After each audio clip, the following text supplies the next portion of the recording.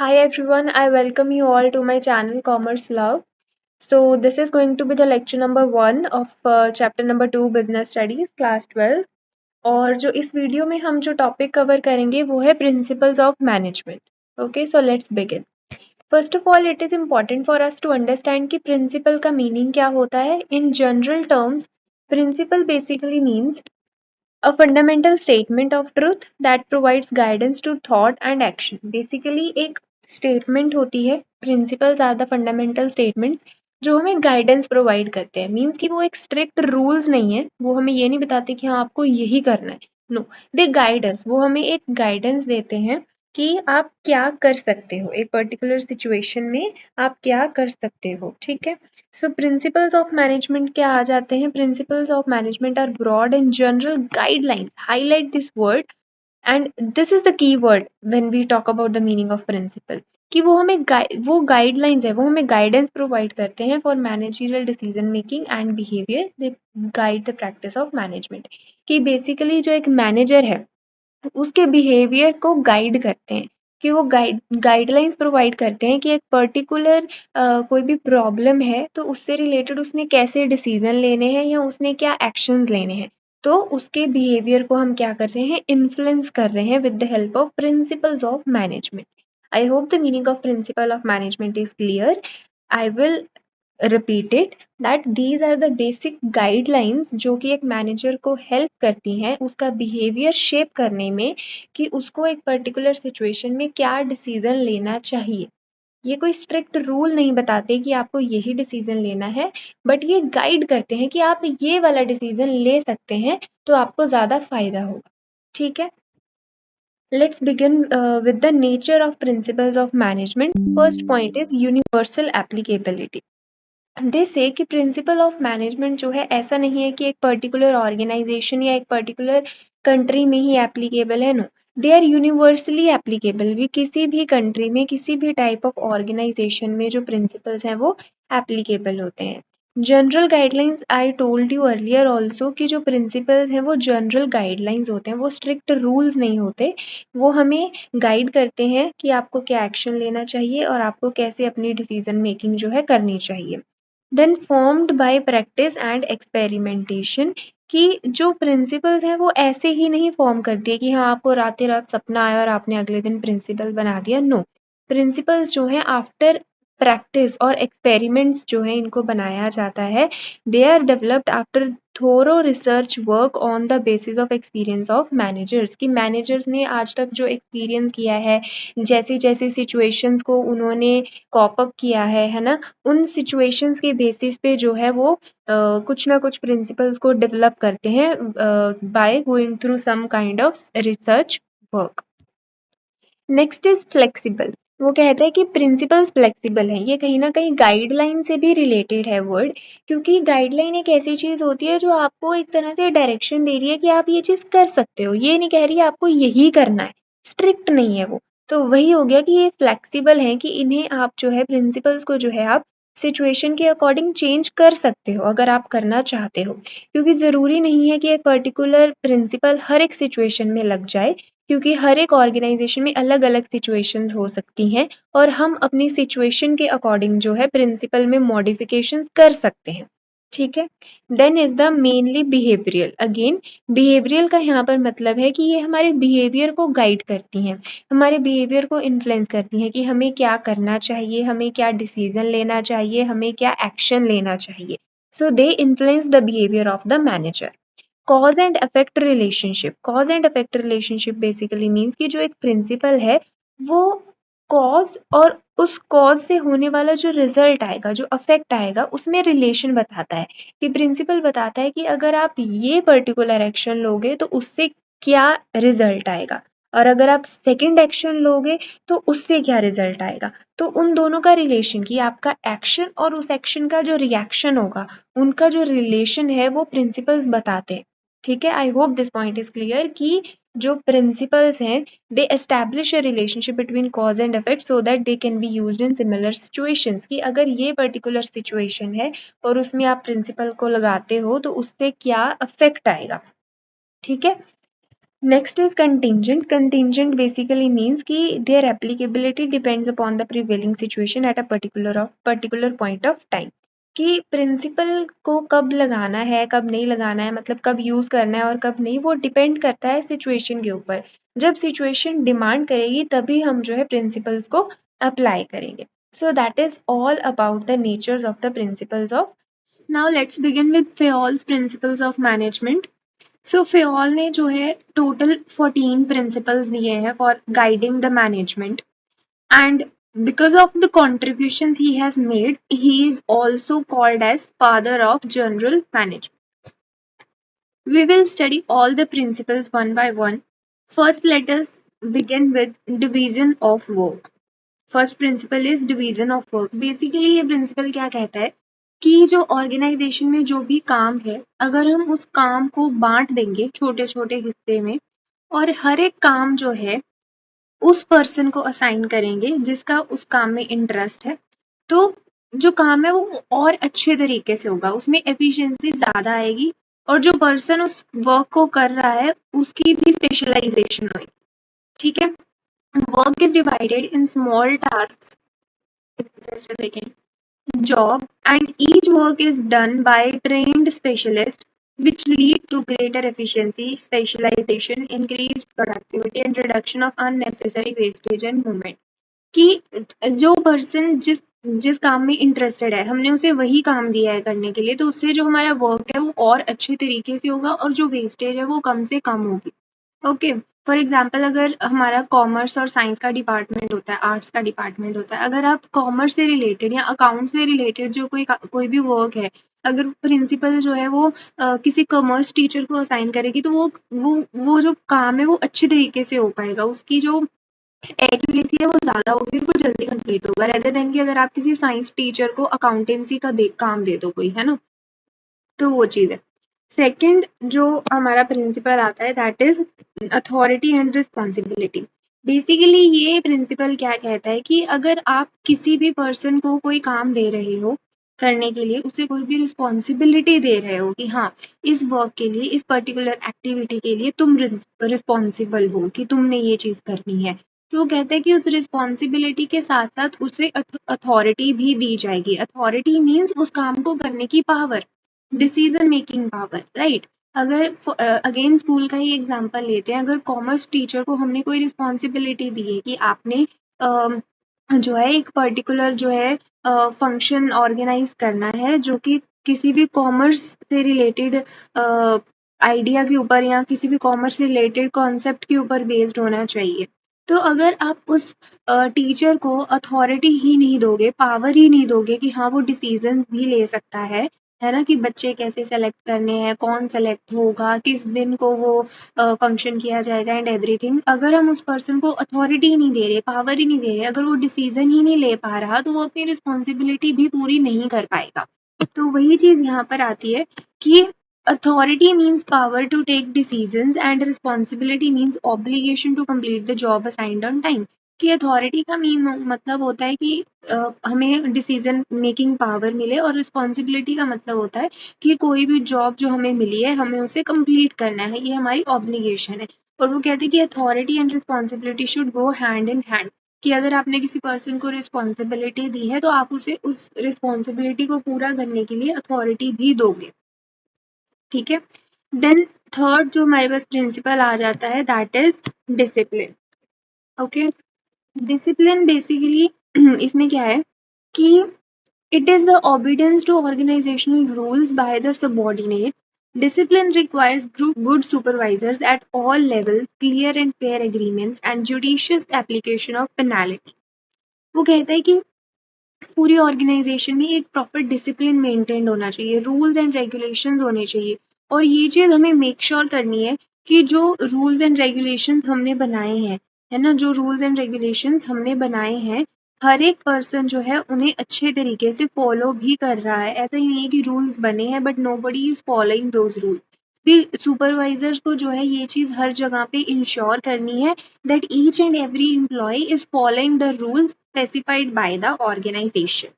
Then fourth point is unity of command। Unity of command basically means कि each and every जो worker है organisation में उसको एक टाइम पे एक ही सुपीरियर से ऑर्डर मिलना चाहिए। सुपीरियर मतलब उसका जो बॉस है, जो उससे हाई वाली पोस्ट के ऊपर है, ठीक है, जो उसका आप कह सकते हो उसका जो हाँ बॉस है जो उसका, कि एक टाइम के ऊपर एक वर्कर को एक ही बॉस से ऑर्डर रिसीव होना चाहिए। क्योंकि अगर मान लीजिए आपको एक टाइम पे एक से ज़्यादा बॉस या सुपीरियर आपको ऑर्डर दे रहे हैं तो आप खुद कंफ्यूज हो जाएंगे कि मैं पहले किसका काम करूं और बाद में किसका काम करूं। तो इससे क्या होगा, टाइम वेस्ट होगा, कंफ्यूजन क्रिएट होगी, कॉन्फ्लिक्ट हो जाएगा, डिस्टर्बेंस हो जाएगी, ओवरलैपिंग ऑफ एक्टिविटीज हो जाएगी। तो यूनिटी ऑफ कमांड यही कहता है कि जो वर्कर है उसे एक टाइम पे एक ही सुपीरियर से जो है इंस्ट्रक्शंस मिलनी चाहिए। Then we come to next principle, that is unity of direction. Most of the times जो students है unity of direction और unity of command में confuse हो जाते हैं। So the difference is जो unity of command है that is related कि superior subordinate का relation। subordinate जो है उसको एक टाइम पे एक ही superior से order मिले। बट जो यूनिटी ऑफ डायरेक्शन है, यूनिटी ऑफ डायरेक्शन कहता है कि each group of activities having the same objective must have one head and one plan. कि वो कहता है कि एक प्लान के लिए एक ही हेड होना चाहिए। यहाँ पर हम पर्सन टू पर्सन बात नहीं कर रहे हैं, यहाँ हम कह रहे हैं कि फॉर एग्जांपल एक जो पूरा डिपार्टमेंट है उस डिपार्टमेंट में बहुत सारे लोग काम कर रहे हैं, बहुत सारी एक्टिविटीज हो रही है ना, मतलब there are group of activities जिनका सेम ऑब्जेक्टिव है। जैसे कि अगर कोई परचेज डिपार्टमेंट है हमारी ऑर्गेनाइजेशन का, तो उस परचेज डिपार्टमेंट में बहुत सारे लोग काम कर रहे होंगे, राइट। तो वो कहता है कि वो जो पूरा हेड है, पूरा जो डिपार्टमेंट है उसका एक ही हेड होना चाहिए, ठीक है। तो each group of activities having the same objective must have one head and one plan. तो मेन इसका क्या आइडिया है, वन हेड वन प्लान, कि एक प्लान का यानी कि एक ग्रुप ऑफ एक्टिविटीज का, एक डिपार्टमेंट का एक ही हेड होगा, ठीक है। This ensures unity of action and coordination. इससे क्या होगा, कोऑर्डिनेशन क्रिएट रहेगा। कोऑर्डिनेशन का मीनिंग हमने ऑलरेडी लास्ट चैप्टर में बहुत अच्छे से अंडरस्टैंड किया है। एंड इससे यूनिटी ऑफ एक्शन होगी कि हर पर्सन जो है एक ही डायरेक्शन में चलेगा, ऐसा नहीं है कोई कुछ स्टेप ले रहा है, कोई कुछ स्टेप ले रहा है, ठीक है।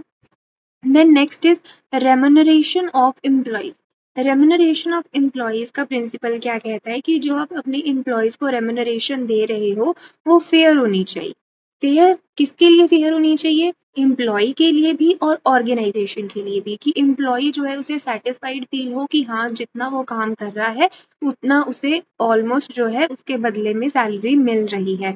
And at the same time organisation के लिए भी सेटिस्फैक्ट्री होना चाहिए, बिकॉज ऑर्गेनाइजेशन के लिए अगर आप ज़्यादा सैलरी दे रहे हो, है ना, अगर वो चीज़ ऑर्गेनाइजेशन को ही लॉस में ले जाएगी, ज़्यादा खर्चा हो जाएगा, तो इट्स नॉट फेयर। तो दोनों पार्टीज के लिए जो है रेम्यूनरेशन फेयर होनी चाहिए for both employees and organisation.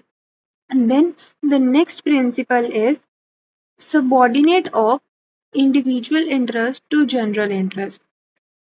ये वाला जो प्रिंसिपल है मेजरली केस स्टडी क्वेश्चंस में बहुत ज़्यादा आता है। Subordination of individual interest to general interest, इसका बेसिकली मीन्स क्या है कि जो भी कोई पर्सन ऑर्गेनाइजेशन में काम कर रहा है उसका जो मेन फोकस होना चाहिए वो ऑर्गेनाइजेशन के गोल पर होना चाहिए, ना कि उसके खुद के पर्सनल इंटरेस्ट के ऊपर। कि ये नहीं है कि कोई बंदा अपना फायदा करने के चक्कर में ऑर्गेनाइजेशन का लॉस कर दे, ये चीज़ नहीं होनी चाहिए। अगर हम इसका एग्जाम्पल लें कि अगर आपके पास ऑर्गेनाइजेशन की कोई सीक्रेट इंफॉर्मेशन है और आप सोच रहे हो कि मैं वो सीक्रेट इंफॉर्मेशन किसी बाहर वाली पार्टी को दे देता हूँ और मुझे उनसे पैसे मिल जाएंगे, है ना, तो वो चीज़ आपको नहीं करनी है। आपको अपना पर्सनल इंटरेस्ट, अपना पर्सनल फायदा नीचे रखना है और ऑर्गेनाइजेशनल इंटरेस्ट ऊपर रखना है, ठीक है। Next is centralisation and decentralisation. Centralisation का मतलब होता है जब जो डिसीजन मेकिंग पावर है वो सिर्फ एक ही पार्टी के पास है या बहुत ही कम पार्टीज के पास है। Means authority is in few hands at the top level only. आपने मिडिल लेवल, लोअर लेवल को कोई भी डिसीजन मेकिंग पावर नहीं दी है। डिसेंट्रलाइजेशन होता है जब आप पावर का डिस्ट्रीब्यूशन कर देते हो at every level of management. तो ये प्रिंसिपल क्या कहता है कि आपको सेंट्रलाइजेशन भी नहीं करना है पूरी तरीके से और डिसेंट्रलाइजेशन भी नहीं करना है। आपको दोनों में एक बैलेंस बना के चलना है कि जो मेन पावर्स हैं जैसे पॉलिसीज बनाने की, प्रोसीजर्स बनाने की, गोल सेट करने की जो पावर है वो टॉप लेवल के पास रहनी चाहिए, बट पॉलिसीज को इम्प्लीमेंट करने की या जो अदर एंसिलरी पावर्स है वो आपको मिडिल लेवल और लोअर लेवल में डिस्ट्रीब्यूट कर देनी चाहिए। Then the next come is scalar chain. Scalar chain का concept is really very important, so listen carefully. Scalar chain basically a formal line of authority between superiors and subordinate from the highest to the lowest rank is known as scalar chain. इसको हम scalar chain basically means कि जो आपका communication का जो sequence रहेगा वो कैसे रहेगा वो डिफाइन किया जाता है। अगर मान लो कि ये टॉप लेवल है, ठीक है, यहाँ पर जो है हाईएस्ट अथॉरिटी बैठती है और उसके बाद दो डिपार्टमेंट आ जाते हैं, ये डिपार्टमेंट 1 की तरफ जा रहा है, ये डिपार्टमेंट 2 की तरफ जा रहा है, ठीक है, और यहाँ पे एक मैनेजर है, यहाँ पे उसका सबॉर्डिनेट है, यहाँ उस सबॉर्डिनेट का सबॉर्डिनेट है और यहाँ पे बिल्कुल लोअर लेवल। ऐसे ही डिपार्टमेंट 2 में है, यहाँ मैनेजर है, यहाँ उसका सबॉर्डिनेट है जो उसके अंडर काम करता है, यहाँ आगे उसका सबॉर्डिनेट है और यहाँ उसका लोअर लेवल वाला सबॉर्डिनेट है, ठीक है। तो वो क्या कहते हैं स्केलर चेन में कि आपका जो कम्युनिकेट करने का सीक्वेंस है वो मतलब वो ना एक सीक्वेंस में चलेगा। ऐसा नहीं है कि अगर इस पर्सन को इस पर्सन से कांटेक्ट करना है, इसको इससे कांटेक्ट करना है तो वो डायरेक्टली कर लेगा। नो, आप डायरेक्टली कांटेक्ट नहीं कर सकते, आपको ना एक सीक्वेंस में चलना है, आपको आपके ऊपर जो सुपीरियर है उसके थ्रू चलना है। आप पहले इसको कांटेक्ट करोगे, फिर ये आगे इसको बताएगा, फिर ये आगे इसको बताएगा और फिर आपकी बात यहाँ पर पहुंचेगी। सिमिलरली अगर टॉप लेवल से कोई कम्युनिकेशन आना है तो वो पहले मैनेजर को बताएगा, मैनेजर अपने सबॉर्डिनेट को बताएगा, फिर वो आगे अपने सबॉर्डिनेट को बताएगा और फिर वो आगे अपने सबॉर्डिनेट को बताएगा। तो यही चीज सेम जो है वो डिपार्टमेंट 2 में होगी। मतलब यही चीज वो कहते हैं कि जो स्केलर चेन है वो एक फॉर्मल लाइन है of authority between superiors and subordinates from the highest to lowest rank, ठीक है। बट इसकी एक एक्सेप्शन भी है, वो कहते हैं कि अगर किसी भी डिपार्टमेंट में, किसी भी दो डिपार्टमेंट में अगर जो सेम लेवल के ऊपर जो एम्प्लॉयज हैं, जैसे इस एम्प्लॉय का और इस एम्प्लॉय का जो लेवल है वो सेम है, राइट, वो कहते हैं अगर same level of employees from different departments अगर उनको एक दूसरे के साथ कम्युनिकेट करना है तो उनको ऐसे घूम के आने की ज़रूरत नहीं है, क्योंकि अगर वो पूरा घूम के आएंगे, पूरा प्रोसीजर करेंगे तो वो बहुत ज़्यादा टाइम कंज्यूमिंग हो जाएगा, राइट। तो इसीलिए वो कहते हैं कि वो डायरेक्टली एक दूसरे से कॉन्टैक्ट कर सकते हैं। ऐसा नहीं है कि आप इससे कॉन्टैक्ट कर सकते हो या इससे, दैट इज़ नॉट अलाउड। अगर आपको इस पार्टी से कॉन्टैक्ट करना है तो पहले आप इसके साथ कॉन्टैक्ट करोगे, ये आगे इसके साथ करेगा और फिर ये आगे यहाँ कॉन्टैक्ट करेगा। और इस चीज को जब दो डिपार्टमेंट के सेम लेवल वाले एम्प्लॉयज एक दूसरे से डायरेक्ट कम्युनिकेट करते हैं, इस चीज को हम बोलते हैं गैंग प्लान, ठीक है। इस चीज को हम क्या बोलते हैं, गैंग प्लान। वही चीज यहाँ पे भी मेंशनड है that the chain should not be violated but in emergency, कि अगर कोई इमरजेंसी का केस है, employees at same level can contain contact through gang plank by informing their immediate superiors, ठीक है, कि वो अपने इमीडिएट सुपीरियर को जो है इन्फॉर्म करके सेम लेवल के ऊपर जो एम्प्लॉय है उससे भी कॉन्टैक्ट कर सकते हैं और इसे हम क्या कहेंगे, इसे हम कहेंगे gang plan. I hope the concept is clear. Now next we come to order. Order का मतलब क्या है कि एक ऑर्गेनाइजेशन में कोई भी पर्सन या कोई भी थिंग, मतलब कोई भी सामान है या कोई भी बंदा है, हर एक चीज की हर एक जगह होनी चाहिए और हर एक पर्सन की भी हर एक जगह होनी चाहिए और everything and everyone should be eight their place, ठीक है। हर एक चीज की कोई जगह होनी चाहिए और वो चीज अपनी जगह पर अवेलेबल होनी चाहिए। हर एक पर्सन के पास एक जॉब होनी चाहिए, मतलब एक उसके पास पोस्ट होनी चाहिए और वो बंदा अपनी पोस्ट के ऊपर अवेलेबल होना चाहिए। A place for everything and everyone and everything and everyone should be in its designated place. People and material must be in suitable place at appropriate time for maximum efficiency. Because मान लो अगर आपकी जो चीज़ें हैं वो इधर उधर बिखरी हुई हैं, उनका कोई पर्टिकुलर प्लेस नहीं है, तो जब आपको वो चीज़ चाहिए आप उसे ढूंढ ही नहीं पाओगे। इसीलिए वो कहते हैं कि everything should be at its place, ठीक है। Next we come to equity. Equity का मतलब क्या है कि आपको ऑर्गेनाइजेशन में जितने भी आपके एम्प्लॉयज हैं या कोई भी पर्सन है उन सबको इक्वली ट्रीट करना है without any kind of discrimination on any basis, कि रिलीजन, लैंग्वेज, कास्ट, है ना, किसी बेसिस पे भी अगर आप डिस्क्रिमिनेशन कर रहे हो तो वो गलत है। आपको सबको इक्वली ट्रीट करना है and principles of justice and fair play should be follow. Next is stability of personnel. Stability of personnel basically means after being selected and appointed by rigorous procedure, the selected person should be kept at post for minimum period decided to show result. वो कहता है कि जो आपका personnel मतलब होता है employees, आपका जो ह्यूमन रिसोर्स है, जो पीपल काम कर रहे हैं ऑर्गेनाइजेशन में। वो कहते हैं कि जब आपने किसी पर्सन को अपॉइंट कर लिया है ऑर्गेनाइजेशन में, तो उन्हें एक मिनिमम टाइम पीरियड तो देना चाहिए कि वो अपनी स्किल शो कर सके, कि आपने उनको जो गोल्स दिए हैं, जो रिजल्ट अचीव करने के लिए बोला है, आपको उन्हें मिनिमम पीरियड देना है, मिनिमम स्टेबिलिटी देनी है ऑर्गेनाइजेशन में कि वो उस काम को करके दिखा सके। ऐसा नहीं है आज आपने उनको काम दिया और एक हफ्ते बाद आप सीधा बोल रहे हो that you are not doing good and we are removing you from the organisation. ये चीज़ गलत है। आपको एक मिनिमम टाइम पीरियड जो है उन्हें देना है।